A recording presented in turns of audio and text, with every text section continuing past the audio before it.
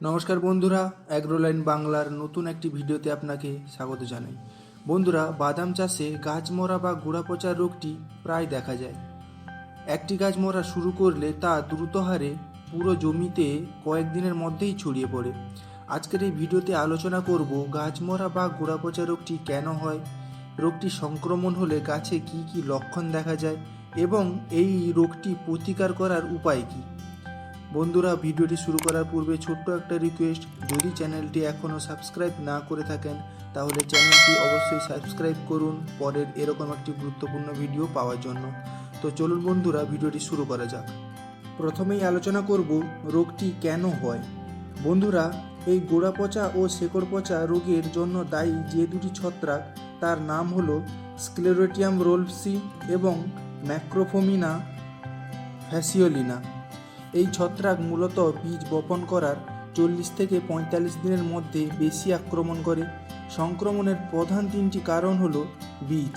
বন্ধুরা, আমরা যদি বীজ বপন করার সময় রোগগ্রস্ত গাছের বীজ লাগাই তাহলে রোগটি আসতে পারে, তাই উন্নত মানের বীজ সংগ্রহ করুন এবং বীজ বপন করুন। 2 নম্বর হলো মাটি।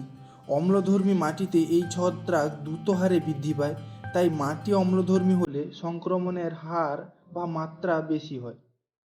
3 নম্বর, অঙ্কুরোদ্গমের পরবর্তী পর্যায়ে যদি মাত্রাতিরিক্ত বৃষ্টি হয়, অর্থাৎ বৃষ্টিপাতের জন্য বা অন্য কোনো কারণে জমিতে অনেক দিন জল ধরে থাকে, তাহলে এই রোগটি আসার সম্ভাবনা বাড়ে। এরপরে আসবো রোগটি আক্রমণ হলে উদ্ভিদে কোন কোন লক্ষণ দেখা যায়। বন্ধুরা, ইনফেকশনের প্রথম পর্যায়ে মাটির একটু উপরে অর্থাৎ কাণ্ডে লালচে বাদামি বর্ণের ক্ষত দেখা যায় এবং এই ক্ষত ধীরে ধীরে সাদা রং হতে থাকে। এরপর এক সময় ওইখান থেকে বাকল খোলা শুরু করে। ইনফেকশনের দ্বিতীয় পর্যায়ে যখন ইনফেকশন মাটির ভেতরে প্রবেশ করে, তখন উদ্ভিদের মূল বা শেকড় পচতে শুরু করে এবং ধীরে ধীরে গাছটি মারা যায়। এক সময় গাছ হাতে ধরে টানলে মাটি থেকে সহজেই বেরিয়ে আসে। এতক্ষণ আমরা রোগটির কারণ এবং লক্ষণ সম্পর্কে জানলাম। এবার জানব রোগটির প্রতিরোধ কিভাবে করা যাবে। বন্ধুরা, আমরা যদি প্রথম থেকেই সঠিক পরিচর্যার মাধ্যমে চাষ করি তাহলে অবশ্যই রোগটিকে প্রতিরোধ করা সম্ভব। প্রথমেই বলবো, বীজ বপন করা বা লাগানোর সময় ট্রাইকোডার্মা ভিরিডি 4 গ্রাম প্রতি কেজি বীজে মিশিয়ে বীজটি বপন করুন। জমিতে জৈব সার ব্যবহার করুন। গোড়া পচা রোগের ক্ষেত্রে এই ট্রাইকোডার্মা খুব ভালো কাজ করে। এরপর রোগটি লেগে গেলে বা যদি সংক্রমণের কোনো লক্ষণ আপনারা দেখতে পান, সেক্ষেত্রে কার্বেন্ডাজিম ফর্মের ওষুধ ব্যাবিস্টিন ব্যবহার করতে পারেন, তবে সঙ্গে অবশ্যই প্ল্যান্টোমাইসিন দেবেন। কার্বেন্ডাজিম 20 থেকে 25 গ্রাম প্রতি 15 লিটার জলে এবং প্ল্যান্টোমাইসিন 15 গ্রাম প্রতি 15 লিটার জলে একসঙ্গে মিশিয়ে স্প্রে করুন।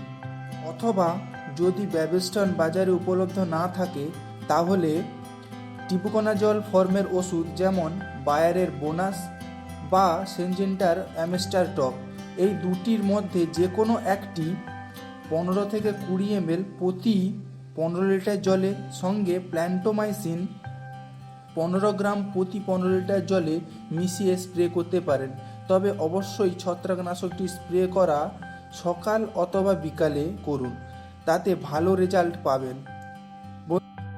আজকের ভিডিওটি এই পর্যন্ত।